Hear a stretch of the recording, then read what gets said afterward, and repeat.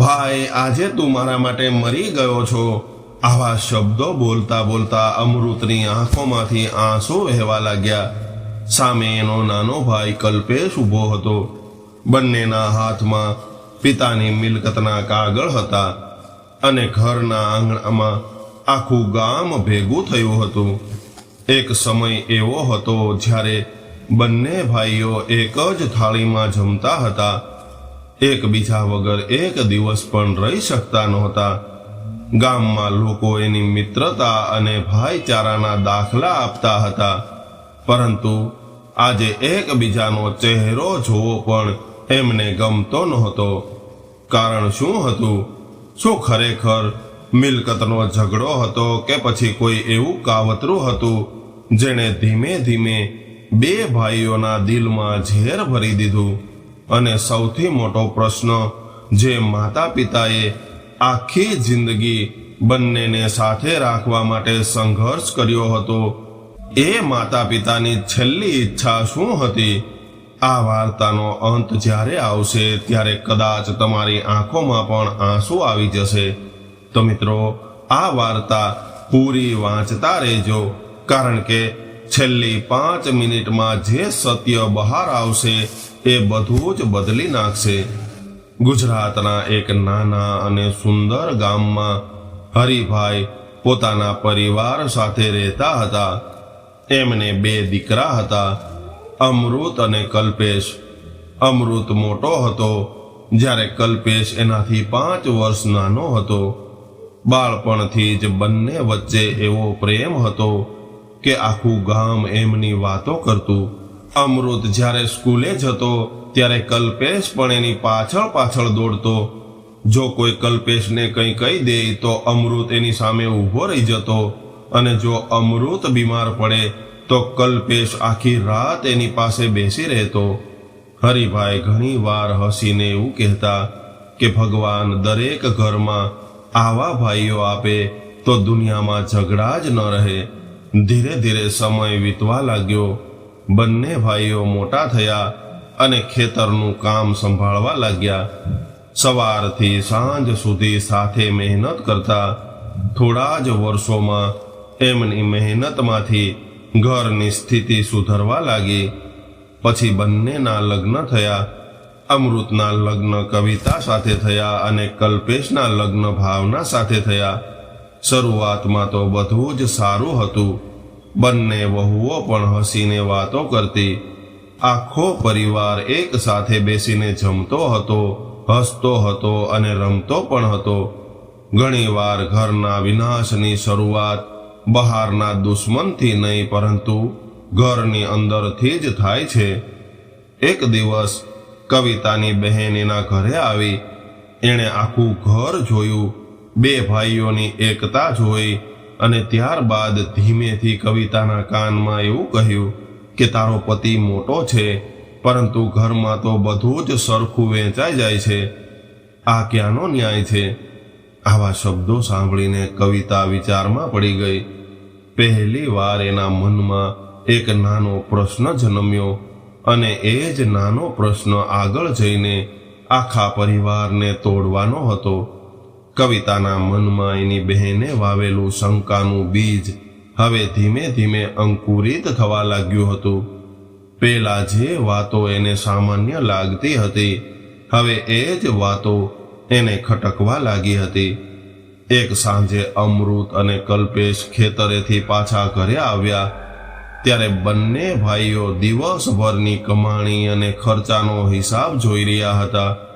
કલ્પેશે હસીને એવું કહ્યું કે મોટા ભાઈ, આ વખતે આપણો પાક સારો આવ્યો છે। હું એવું વિચારું છું કે ઘરની પાછળનું આપણું જૂનું ગોડાઉન રિપેર કરાવી નાખીએ।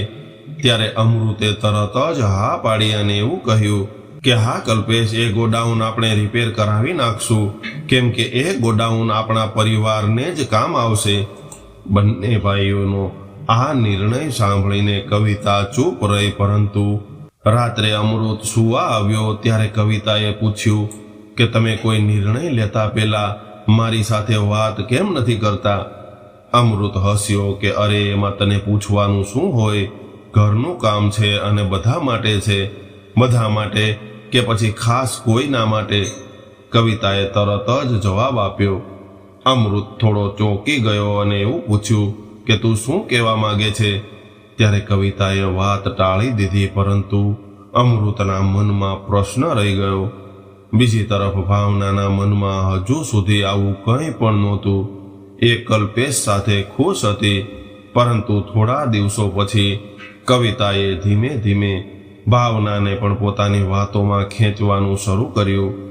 એક બપોરે બંને રસોડામાં કામ કરી રહી હતી, ત્યારે કવિતાએ પૂછ્યું કે ભાવના, તને ક્યારેય એવું નથી લાગતું કે કલ્પેશ અને અમૃત સરખી મહેનત કરે છે, છતાં પણ બધું મોટા ભાઈના નામે વધારે જાય છે? ભાવનાએ તરત જ ના પાડી કે નહીં દીદી, મને તો આવું ક્યારેય નથી લાગ્યું. હમણાં નથી લાગતું, પરંતુ વિચાર કરજે. એટલું કહીને કવિતા ચૂપ થઈ ગઈ. કેટલીક વાતો એવી હોય છે જે સાંભળ્યા પછી માણસ ભૂલી નથી શકતો. ભાવનાએ પણ એ વાત મનમાં રાખી લીધી. ધીરે ધીરે સમય વીતવા લાગ્યો. હવે ઘરમાં નાની નાની બાબતોમાં ચર્ચા થવા લાગી. પેલા જે નિર્ણય હસીને લેવાતા હતા, હવે એમાં પ્રશ્નો ઉઠવા લાગ્યા. એક દિવસ હરિભાઈએ કહ્યું કે આ વખતે ખેતરમાં નવી મોટર લગાવવી પડશે. અમૃતે તરત જ સહમતિ આપી, પરંતુ કવિતાએ એવું પૂછ્યું કે આ મોટર લગાવવા માટે પૈસા ક્યાંથી આવશે? ત્યારે હરિભાઈએ જવાબ આપ્યો કે એ પૈસા આપણા ઘરના ખાતામાંથી આવશે. એટલે કવિતાએ તરત જ કહ્યું કે ઘરના ખાતામાં બધાનો હિસ્સો છે. આ વાત સાંભળીને આખું વાતાવરણ બદલાઈ ગયું. હરિભાઈએ પહેલી વાર એવો અનુભવ કર્યો કે ઘરમાં કંઈક બદલાઈ રહ્યું છે. એ જ રાત્રે તેઓ પોતાની પત્ની યશોદાબેનને કહેતા હતા કે મને ડર લાગે છે કે આપણા ઘરમાં કોઈની નજર લાગી છે. યશોદાબેને સમજાવ્યું કે બધું જ સારું થઈ જશે, પરંતુ કદાચ હવે પરિસ્થિતિ હાથમાંથી નીકળવા લાગી હતી. કવિતા અને ભાવનાના મનમાં શંકાના નાના નાના વાદળો થવા લાગ્યા હતા, અને જ્યારે શંકા દિલમાં ઘર કરી લે, ત્યારે પ્રેમ, વિશ્વાસ અને સંબંધો ધીમે ધીમે નબળા પડવા લાગે છે. હજુ સુધી કોઈ ખુલ્લો ઝઘડો નહોતો થયો, પરંતુ એક એવી ઘટના થવાની હતી જે પહેલી વાર બંને ભાઈઓ વચ્ચે દિવાલ ઊભી કરી દેશે. અને એ ઘટનાનો લાભ કોઈ ત્રીજો માણસ ઉઠાવવાનો હતો. ગામમાં એક માણસ હતો, જગદીશ. સંબંધમાં એ અમૃત અને કલ્પેશનો દૂરનો કાકાનો દીકરો હતો, પરંતુ આખા ગામમાં એની ઓળખ એક ચાલાક અને સ્વાર્થી માણસ તરીકે હતી. જ્યાં બે લોકો વચ્ચે મતભેદ થાય, ત્યાં જગદીશને આનંદ આવતો. બીજાના ઘરની શાંતિ બગાડીને પોતાનો સ્વાર્થ સાધવામાં એ માસ્તર હતો. છેલ્લા કેટલાક મહિનાથી એ હરિભાઈના ઘરમાં થઈ રહેલા નાના નાના બદલાવ ઉપર નજર રાખી રહ્યો હતો. એક દિવસ એ કવિતાને રસ્તામાં મળ્યો અને વાતોમાં એને એવું પૂછ્યું કે ભાભી, ઘરમાં બધું બરાબર છે ને? ત્યારે કવિતાએ સામાન્ય જવાબ આપ્યો, પરંતુ જગદીશ માણસોના ચહેરા વાંચવામાં નિષ્ણાત હતો. એણે તરત જ સમજી લીધું કે કવિતાના મનમાં કંઈક ચાલી રહ્યું છે. એ હળવા અવાજે બોલ્યો કે ભાભી, હું એક વાત પૂછું, તમે ખોટું ન લગાડતા? ત્યારે કવિતાએ કહ્યું કે પૂછો ને. એટલે જગદીશ કહેવા લાગ્યો કે અમૃતભાઈ તો મોટા છે, આખી જિંદગી મહેનત કરે છે, છતાં પણ ઘરમાં બધું જ સરખું સરખું કેમ વહેંચાય છે? કવિતા ચોંકી ગઈ. આ જ વાત તો છેલ્લા ઘણા સમયથી એના મનમાં ફરી રહી હતી. જગદીશે વધુ કંઈ ન કહ્યું, પરંતુ એની વાત સીધી જ કવિતાના દિલમાં ઉતરી ગઈ. બીજી તરફ જગદીશે થોડા દિવસો પછી કલ્પેશને પકડ્યો અને ચાની કીટલી પર બેઠા બેઠા એણે એવું કહ્યું કે કલ્પેશ, તું તો નસીબદાર છે. એટલે કલ્પેશે પૂછ્યું કે અરે, મોટા ભાઈ સાથે રહે છે, નહીતર મોટા લોકો સામાન્ય રીતે બધું જ પોતાના નામે રાખી લેતા હોય છે. કલ્પેશને આ વાત પસંદ ન આવી કે મારા ભાઈ એવા નથી. જગદીશ હસ્યો કે હું તો ફક્ત સામાન્ય વાત કરું છું, પરંતુ એ જાણતો હતો કે શંકાનું બીજ હવે બંને તરફ વાવી દીધું છે. થોડા દિવસો પછી ઘરમાં એક નવી સમસ્યા ઊભી થઈ. હરિભાઈએ નક્કી કર્યું કે જૂના મકાનનું રિનોવેશન કરાવવું જોઈએ. આ માટે સારી એવી રકમ ખર્ચો કરવાની હતી. ઘરના બધા જ સભ્યો ભેગા થયા. અમૃતે એવું કહ્યું કે મકાન આપણા બધાનું છે અને આપણે બધાએ સુધારવું જોઈએ. એટલે કલ્પેશે પણ હામાં હા પાડી, પરંતુ કવિતાએ તરત જ પ્રશ્ન કર્યો કે રિનોવેશન પછી માલિકી કોના નામે રહેશે? આ પ્રશ્ન સાંભળીને બધા જ ચોંકી ગયા. હરિભાઈએ આશ્ચર્યથી પૂછ્યું કે માલિકીનો પ્રશ્ન અચાનક ક્યાંથી આવી ગયો? એ મારે જાણવું છે. બસ કવિતાએ જવાબ આપ્યો. હવે ભાવના પણ બોલી ઉઠી કે હા બાપુજી, આવતીકાલે કોઈ ગેરસમજ ન થાય એટલા માટે આજે જ ચોખવટ હોવી જોઈએ. આ પહેલી વાર હતું જ્યારે બંને વહુઓ એક જ મુદ્દે ઊભી હતી. અમૃત અને કલ્પેશ એકબીજા તરફ જોવા લાગ્યા. હરિભાઈનું હૃદય ધ્રુજી ઉઠ્યું. જે ઘરમાં વર્ષો સુધી ક્યારેય માલિકી અને હિસ્સાની વાત નહોતી થઈ, એ જ ઘરમાં આજે માલિકી અને હિસ્સાની ચર્ચા ચાલી રહી હતી. એમણે ભારે અવાજે એવું કહ્યું કે જ્યાં સુધી હું જીવતો છું ત્યાં સુધી આ ઘર એક જ રહેશે. પરંતુ હવે વાત એટલી સરળ નહોતી. રાત્રે અમૃત અને કવિતા વચ્ચે ઉગ્ર ચર્ચા થઈ. બીજી તરફ કલ્પેશ અને ભાવના વચ્ચે પણ પહેલી વાર બંને ભાઈઓએ પોતાની પત્નીઓની વાતો સાંભળી અને પહેલી વાર એમના મનમાં પણ પ્રશ્નો ઊભા થવા લાગ્યા. એ જ રાત્રે જગદીશ પોતાના ઘરમાં બેઠો બેઠો હસી રહ્યો હતો, કારણ કે એને ખબર હતી કે ઘરમાં આગ લાગી ચૂકી છે. હવે ફક્ત એને વધુ ભડકાવવાની જરૂર હતી અને થોડા જ દિવસોમાં એક એવી ઘટના બનવાની હતી જેના કારણે આખા ગામ સામે અમૃત અને કલ્પેશ વચ્ચે જોરદાર તકરાર થવાની હતી. હરિભાઈના ઘરમાં હવે પહેલા જેવી ખુશી રહી નહોતી.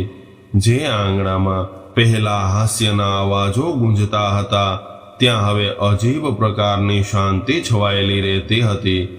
અમૃત અને કલ્પેશ હજુ પણ સાથે ખેતરે જતા હતા, પરંતુ એમની વચ્ચેની ખુલ્લી વાતચીત ઓછી થવા લાગી હતી. બંનેના મનમાં ક્યાંક ને ક્યાંક શંકાના વાદળો ઘેરાવા લાગ્યા હતા. એક દિવસ સવારે ગામના વેપારીનો ફોન આવ્યો. આ વર્ષે પાકના સારા ભાવ મળવાના હતા.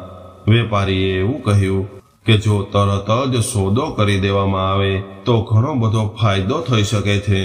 અમૃત એ સમયે ખેતરમાં હતો અને કલ્પેશ નજીકના ગામમાં કામે ગયો હતો.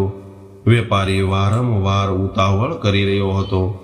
અમૃતે વિચાર્યું કે જો મોડું થશે તો નુકસાન થશે, એટલે એણે પોતાની ફરજ મુજબ, પોતાની સમજ મુજબ સોદો પાકો કરી દીધો. સાંજે જ્યારે કલ્પેશ ઘરે આવ્યો ત્યારે એને આ વાતની ખબર પડી. એટલે એ કહેવા લાગ્યો કે મોટાભાઈ, તમે મારી સાથે કોઈ પણ પ્રકારની વાત કર્યા વગર આવડો મોટો નિર્ણય લઈ લીધો. કલ્પેશે થોડા નારાજ અવાજે આવું પૂછ્યું.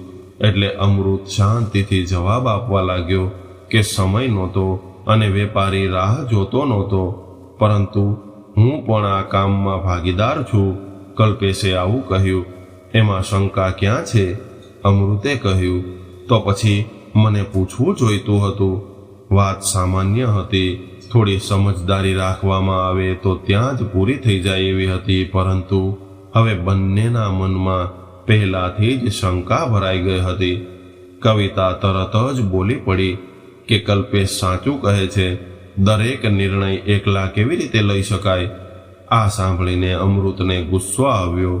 ઘરનો ફાયદો જોઈને નિર્ણય લીધો હતો કે પછી પોતાની મરજી ચલાવવાની આદત પડી ગઈ છે? ભાવનાના આ શબ્દોએ વાતને ખૂબ ગંભીર બનાવી દીધી. બીજી તરફ ભાવનાએ પણ કલ્પેશને ટેકો આપ્યો. હવે વાત ચર્ચામાંથી ઝઘડામાં ફેરવાઈ ગઈ. પહેલી વાર બંને ભાઈઓનો અવાજ ઊંચો થયો હતો. તું શું કહેવા માંગે છે? અમૃત ગુસ્સામાં બોલ્યો. હું ફક્ત એટલું કહું છું કે મને અવગણવામાં આવ્યો છે, કલ્પેશે જવાબ આપ્યો. આ અવાજો સાંભળીને હરિભાઈ પણ બહાર આવ્યા. એમણે જીવનમાં પહેલી વાર પોતાના દીકરાઓને આવી રીતે ઝઘડો કરતા જોયા હતા. એમની આંખોમાં પણ આંસુ આવી ગયા અને કહેવા લાગ્યા કે બસ કરો. એમનો કડક અવાજ આખા આંગણામાં ગૂંજી ઉઠ્યો અને બધા જ ચૂપ થઈ ગયા. જે ભાઈઓ માટે આખું ગામ ઉદાહરણ આપતું હતું એ આજે એક પાકના સોદા માટે ઝઘડી રહ્યા હતા. કોઈ પાસે જવાબ નહોતો. હરિભાઈ ધીમા અવાજે બોલ્યા કે મને મિલકતનું નુકસાન સહન થઈ જશે, પૈસાનું નુકસાન પણ સહન થઈ જશે, પરંતુ તમારો પ્રેમ તૂટે એવું હું ક્યારેય સહન નહીં કરી શકું. આટલું કહીને તેઓ અંદર જતા રહ્યા. પરંતુ નુકસાન તો થઈ ગયું હતું. આ પહેલી તકરાર હતી અને ઘણી વાર પહેલી તકરાર જ સંબંધોની દિવાલમાં પહેલી મોટી તિરાડ પાડી દે છે. એ રાત્રે કોઈએ સાથે જમવાનું પણ પસંદ ન કર્યું. અમૃત પોતાના રૂમમાં જતો રહ્યો. કલ્પેશ અને હરિભાઈ આખી રાત ઊંઘી ન શક્યા. એમને સમજાઈ ગયું હતું કે ઘરમાં ચાલી રહેલી આ આગ હવે સામાન્ય નથી, પરંતુ એમને ખબર નહોતી કે આ તો માત્ર શરૂઆત હતી, કારણ કે જગદીશે હવે આગળનું કાવતરું તૈયાર કરી દીધું હતું. એક એવું કાવતરું જેના કારણે આખા પરિવારનો વિશ્વાસ તૂટી જાય એમ હતો અને બંને ભાઈઓ વચ્ચેની ખાઈ એટલી બધી ઊંડી થઈ જાય એમ હતી કે એને ભરવી લગભગ અશક્ય હતી. અગાઉ જે ઘરમાં સવારની શરૂઆત હાસ્યથી થતી હતી, ત્યાં હવે લોકો એકબીજાની નજર મેળવવાનું પણ ટાળતા હતા. હરિભાઈને અંદરથી ચિંતા ખાઈ રહી હતી. તેઓ વારંવાર ભગવાનને પ્રાર્થના કરતા કે હે ભગવાન, મારા દીકરાઓને ફરીથી એક કરી દે. પરંતુ બીજી તરફ જગદીશ પોતાના પ્લાનમાં આગળ વધી રહ્યો હતો. એ જાણતો હતો કે શંકા એકવાર દિલમાં ઘર કરી લે પછી માણસને સાચું ખોટું નથી દેખાતું. એક દિવસ જગદીશ ગામના એક જૂના દસ્તાવેજ લખનાર પાસે ગયો. ત્યાંથી એણે એક જૂના પ્રકારનો કાગળ મેળવ્યો. ત્યારબાદ એણે એવી વાત ફેલાવવાની શરૂઆત કરી કે જાણે હરિભાઈએ વર્ષો પહેલા ખેતરનો મોટો ભાગ અમૃતના નામે લખી આપ્યો હતો. આ વાત પહેલા ધીમે ધીમે પોતાના ગામમાં ફેલાઈ અને ત્યારબાદ એક દિવસ ઈરાદાપૂર્વક કલ્પેશના કાને પહોંચાડવામાં આવી. કલ્પેશને શરૂઆતમાં વિશ્વાસ ન આવ્યો, પરંતુ જ્યારે એક નહીં, બે નહીં, 3 લોકો પાસેથી એ જ વાત સાંભળવા મળી, ત્યારે એના મનમાં ફરીથી શંકા જાગી. એ રાત્રે એણે ભાવનાને વાત કરી. ભાવનાએ તરત જ કહ્યું કે ધુમાડો હોય તો ક્યાંક આગ પણ હોય જ છે. આ શબ્દોએ કલ્પેશને ખૂબ વિચલિત કરી દીધો. બીજી તરફ જગદીશ કવિતા પાસે પણ ગયો અને કહેવા લાગ્યો કે ભાભી, એક વાત સાંભળી છે, શું આ સાચું છે? ત્યારે કવિતાએ પૂછ્યું કે ગામમાં લોકો કહે છે કે ખેતરનો મોટો ભાગ તો અમૃતના નામે છે, હવે બાકીનું પણ એમને જ મળશે. કવિતાએ આ વાત સાંભળીને આનંદ થવો જોઈએ, પરંતુ એના મનમાં એક બીજો ડર ઊભો થયો કે જો આવતીકાલે કલ્પેશ અમારાથી અલગ થઈ જશે તો શું થશે? જગદીશે તરત જ આગમાં ઘી રેડ્યું કે ત્યારે મોટા ભાગનો બોજ તમારે જ ઉઠાવવો પડશે. હવે બંને તરફ ગેરસમજ વધતી જતી હતી. થોડા દિવસો પછી વાત એટલી બધી વધી ગઈ કે કલ્પેશે સીધું જ અમૃતને પૂછવાનું નક્કી કર્યું. સાંજે જ્યારે બંને ભાઈઓ આંગણામાં બેઠા હતા, ત્યારે કલ્પેશે ગંભીર અવાજે એવું પૂછ્યું કે મોટા ભાઈ, મને એક વાતનો સાચો જવાબ આપો. શું પિતાજીએ આપણી મોટા ભાગની જમીન તમારા નામે કરી છે? આવું સાંભળીને અમૃત ચોંકી ગયો અને કહેવા લાગ્યો કે શું બકવાસ કરે છે? અરે, પિતાજીએ 1 ઇંચ જમીન પણ મારા એકલાના નામે નથી કરી. અમૃતનો આવો સ્પષ્ટ જવાબ હતો, પરંતુ કલ્પેશ હવે સંપૂર્ણ વિશ્વાસ કરી શકતો નહોતો. તો ગામના લોકો આવું કેમ કહે છે? કલ્પેશે પૂછ્યું. મને શું ખબર, અમૃતે કહ્યું. વાત ફરીથી ગરમાઈ ગઈ. આ વખતે કવિતા અને ભાવના પણ વચ્ચે આવી ગઈ. આખરે હરિભાઈને બોલાવવાની નોબત આવી. એમણે બંને દીકરાઓ સામે તમામ કાગળો લાવીને મૂકી દીધા કે જુઓ દીકરાઓ, બધું જ મારા નામે છે. બંને ભાઈઓએ કાગળો જોયા. વાત સ્પષ્ટ થઈ ગઈ, પરંતુ એકવાર વિશ્વાસમાં તિરાડ પડી જાય ત્યારબાદ સત્ય પણ પૂરતું નથી હોતું. કલ્પેશને અંદરથી હજુ પણ એવું લાગતું હતું કે કંઈક છુપાવવામાં આવી રહ્યું છે, અને અમૃતને એવું લાગતું હતું કે એના પોતાના ભાઈએ એના પર શંકા કરી. એ દિવસ પછી બંને વચ્ચેનું અંતર વધતું ગયું. કેટલાક અઠવાડિયા પછી ભાવનાએ ફરીવાર એક શબ્દ બોલ્યો, જે શબ્દ આખા પરિવારના ભવિષ્યને બદલી નાખવાનો હતો કે કદાચ હવે અલગ થઈ જવું જોઈએ. આ શબ્દો સાંભળીને કલ્પેશ પણ ચૂપ રહી ગયો. બીજી તરફ એ જ વિચાર હવે કવિતાના મનમાં પણ આવી રહ્યો હતો, અને જ્યારે બંને ઘરની વહુઓ એક જ દિશામાં વિચારવા લાગે ત્યારે પરિવારને તૂટવાથી રોકવું ખૂબ મુશ્કેલ બની જાય છે. હરિભાઈને હજુ પણ આશા હતી કે બધું જ ઠીક થઈ જશે, પરંતુ એમને ખબર નહોતી કે આવનારા દિવસોમાં એવી ઘટના બનવાની હતી જેના કારણે પહેલી વાર ઘર વહેંચી નાખવાની માંગ ખુલ્લેઆમ એની સામે મૂકવામાં આવશે, અને એ દિવસ એમના જીવનનો સૌથી દુઃખદ દિવસ બનશે. સમય ધીરે ધીરે પસાર થવા લાગ્યો, પરંતુ ઘરની પરિસ્થિતિ સુધરવાના બદલે ખૂબ ખરાબ થવા લાગી હતી. હવે અમૃત અને કલ્પેશ વચ્ચેની વાતચીત ફક્ત કામ પૂરતી જ રહી ગઈ હતી. એક જ ઘરમાં રહેતા હોવા છતાં પણ તેઓ અજાણ્યા માણસોની જેમ વર્તન કરતા હતા. હરિભાઈ રોજ આ બધું જોઈ રહ્યા હતા. એમના ચહેરા પરની ચમક હવે ધીમે ધીમે ગાયબ થઈ રહી હતી. એક સાંજે કવિતાએ અમૃતને સ્પષ્ટ શબ્દોમાં કહી દીધું કે આવી રીતે રોજ રોજનું ટેન્શન સહન નથી થતું. હવે નિર્ણય લેવાનો સમય આવી ગયો છે. કયો નિર્ણય? અમૃતે પૂછ્યું. અલગ થવાનો, કવિતાએ કહ્યું. અમૃત થોડો સમય ચૂપ રહ્યો. એના દિલમાં હજુ પણ ભાઈ માટે પ્રેમ હતો, પરંતુ છેલ્લા કેટલાક મહિનાની ઘટનાઓએ એને પણ અંદરથી થકવી દીધો હતો. બીજી તરફ ભાવના પણ કલ્પેશને એ જ વાત કહી રહી હતી કે અલગ થઈ જશું તો ઓછામાં ઓછું ઝઘડા તો નહીં થાય. કલ્પેશે વિરોધ કરવાનો પ્રયાસ કર્યો, પરંતુ હવે એ પોતે પણ માનસિક રીતે નબળો પડી ગયો હતો. આખરે નક્કી થયું કે આખા પરિવારની બેઠક બોલાવવામાં આવે. બીજા દિવસે સાંજે બધા જ લોકો હોલમાં ભેગા થયા. હરિભાઈ, જશોદાબેન, અમૃત, કવિતા, કલ્પેશ અને ભાવના. વાતાવરણમાં ભારે સન્નાટો હતો. સૌથી પહેલા કવિતાએ વાત શરૂ કરી કે બાપુજી, અમે એક નિર્ણય પર આવ્યા છીએ. હરિભાઈએ આશ્ચર્યથી પૂછ્યું કે કયો નિર્ણય? એટલે કવિતાએ ઊંડો શ્વાસ લીધો કે અમે અલગ રહેવા માંગીએ છીએ. આ શબ્દો સાંભળતા જ જાણે સમય થંભી ગયો. હરિભાઈની આંખો પહોળી થઈ ગઈ. જશોદાબેનના હાથમાંથી પાણીનો ગ્લાસ નીચે પડી ગયો. થોડીક ક્ષણ માટે કોઈ પણ વ્યક્તિ કશું બોલ્યું નહીં. ત્યારબાદ હરિભાઈ ધીમા અવાજે બોલ્યા કે શું કહ્યું તે? આ વખતે ભાવનાએ જવાબ આપ્યો કે બાપુજી, હવે એક સાથે રહેવું મુશ્કેલ બની ગયું છે. હરિભાઈની આંખોમાં આંસુ આવી ગયા. મુશ્કેલ? જે ભાઈઓ માટે આખું ગામ ગર્વ કરતું હતું, તેઓ માટે એક ઘર મુશ્કેલ થઈ ગયું? કોઈ પાસે જવાબ નહોતો.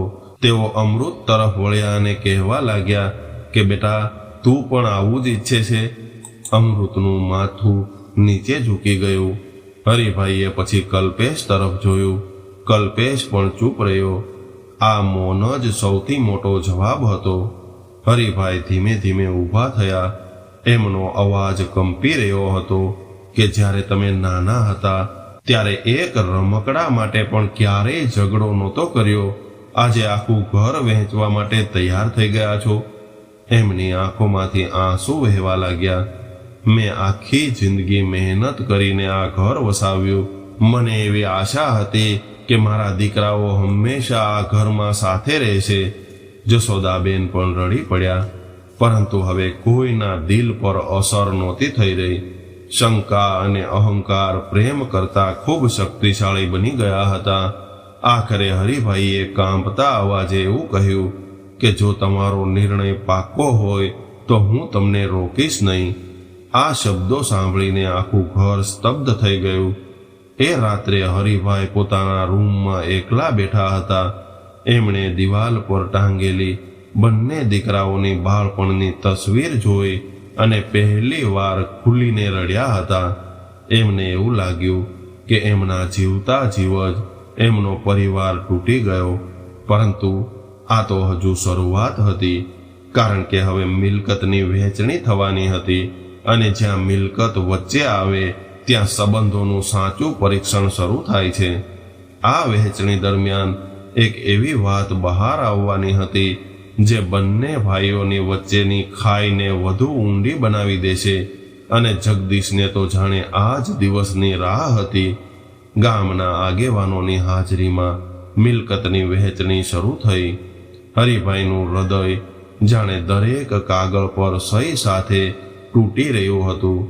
ખેતર, મકાન, સાધનો અને બચત બધાનો હિસ્સો કરવામાં આવ્યો.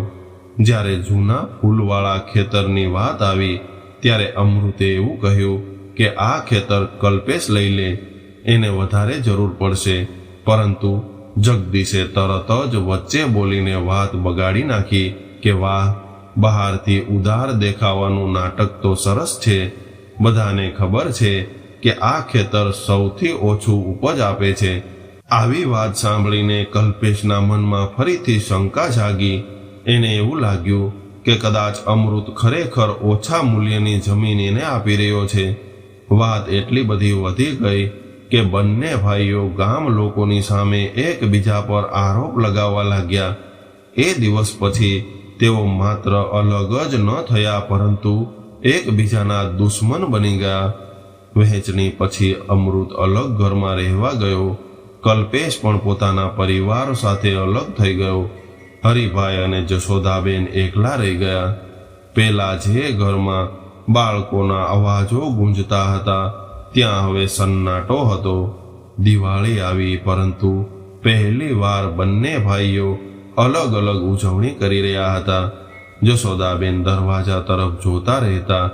એમને આશા હતી કે કદાચ આજે બંને ભાઈઓ સાથે આવશે, પરંતુ એવું ન થયું. ધીમે ધીમે હરિભાઈની તબિયત ખરાબ થવા લાગી. દુઃખે એમના શરીરને અંદરથી ખોખલું કરી નાખ્યું હતું. એક દિવસ ગામના એક વૃદ્ધ માણસે કલ્પેશને કહ્યું કે બેટા, તને ખબર છે, તારા ઘરમાં આગ લગાડનાર બીજો કોઈ નહીં પરંતુ જગદીશ હતો.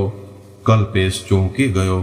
પહેલા એને વિશ્વાસ ન આવ્યો, પરંતુ પછી એક સત્ય બહાર આવવા લાગ્યા.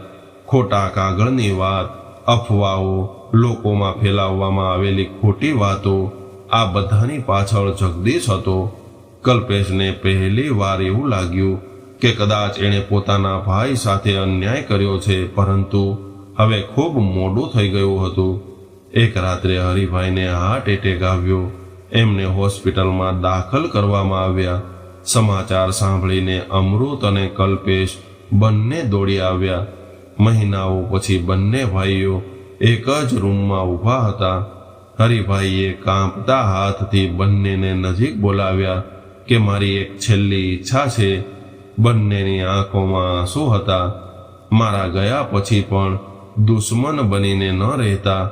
આ શબ્દો સાંભળીને આખો રૂમ રડી પડ્યો. થોડા દિવસો પછી હરિભાઈ દુનિયાને અલવિદા કહી ગયા. આખું ગામ અંતિમ યાત્રામાં જોડાયું. ચિતાની આગ સામે ઊભેલા અમૃત અને કલ્પેશને બાળપણના દિવસો યાદ આવવા લાગ્યા. એકબીજા માટે લડતા, એકબીજા વગર રહેતા નહોતા. આંખોમાંથી આંસુઓ ટપકતા નહોતા, પરંતુ અહંકાર હજુ પણ વચ્ચે ઊભો હતો. હરિભાઈના નિધન પછી જશોદાબેને બંને દીકરાઓને એક પત્ર આપ્યો. પત્ર એમના પિતાએ મૃત્યુ પહેલા લખાવ્યો હતો. એમાં લખ્યું હતું કે જો મારા દીકરાઓ આ પત્ર વાંચી રહ્યા હોય તો સમજી જાજો કે મારી સૌથી મોટી સંપત્તિ જમીન નહીં, પરંતુ તમારો પ્રેમ હતો. જો તમે સાથે નહીં રહો તો હું ઉપરથી પણ શાંતિ નહીં મેળવી શકું. આ પત્ર વાંચીને બંને ભાઈઓની આંખો ભરાઈ ગઈ.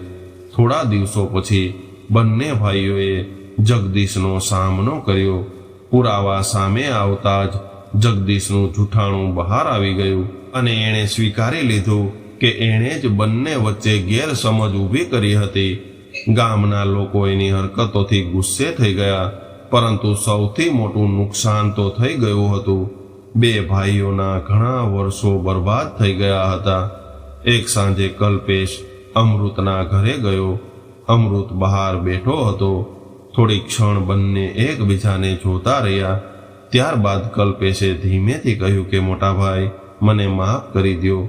આવા શબ્દો સાંભળીને અમૃતની આંખોમાં આંસુ આવી ગયા અને એ ઊભો થયો અને પોતાના નાના ભાઈને ગળે લગાવી લીધો. વર્ષોનું અંતર એક પળમાં ઓગળી ગયું. બંને ભાઈઓ બાળકની જેમ રડવા લાગ્યા. આ દ્રશ્ય જોઈને જશોદાબેનની આંખોમાં પણ ખુશીના આંસુ આવી ગયા. 1 વર્ષ પછી બંને ભાઈઓએ ફરી સાથે મળીને કામ શરૂ કર્યું. ભલે તેઓ અલગ ઘરમાં રહેતા હતા, પરંતુ હવે દિલથી ફરીથી એક થઈ ગયા હતા. હરિભાઈનું જૂનું ઘર એમણે ગામના બાળકો માટે લાઇબ્રેરીમાં ફેરવી દીધું હતું. પ્રવેશ દ્વાર પર એક પાટિયું લગાવ્યું હતું કે સંપત્તિ વહેંચી શકાય છે, પરંતુ સંબંધો નથી વહેંચી શકાતા. ગામમાં આજે પણ લોકો એમની કહાની કહે છે, કારણ કે આ ફક્ત બે ભાઈઓની કહાની નહોતી. આ દરેક પરિવાર માટે એક ચેતવણી હતી. ક્યારેક બહારનો દુશ્મન આપણું કંઈ બગાડી નથી શકતો, પરંતુ શંકા, અહંકાર અને બીજાની વાતોમાં આવી જવું આખા પરિવારને તોડી નાખે છે. અને મિત્રો, જો તમારા ઘરમાં પણ કોઈ એવો સંબંધ છે જે અહંકારના કારણે દૂર થઈ ગયો છે, તો આજે જ એક ફોન કરજો. કદાચ કાલે ખૂબ મોડું થઈ જાય. જો આ વાર્તાએ તમારી આંખો ભીની કરી હોય તો ચેનલને સબસ્ક્રાઇબ જરૂર કરજો, કારણ કે આવી જ દિલને સ્પર્શી જતી અને જીવન બદલાવી દે એવી વાર્તાઓ અમે તમારા માટે લઈને આવતા રહીશું. યાદ રાખજો, પૈસા ફરી કમાઈ શકાય છે, પરંતુ તૂટેલા સંબંધો હંમેશા પાછા નથી મળતા. તો મિત્રો, આજની વાર્તા તમને પસંદ આવી હોય તો વિડીયોને લાઈક કરજો, શેર કરજો અને નવા મહેમાન હોય તો ચેનલને સબસ્ક્રાઇબ જરૂરથી કરજો. ફરી મળીએ એક નવી વાર્તા સાથે. ત્યાં સુધી બધા જ મિત્રોને હર હર મહાદેવ.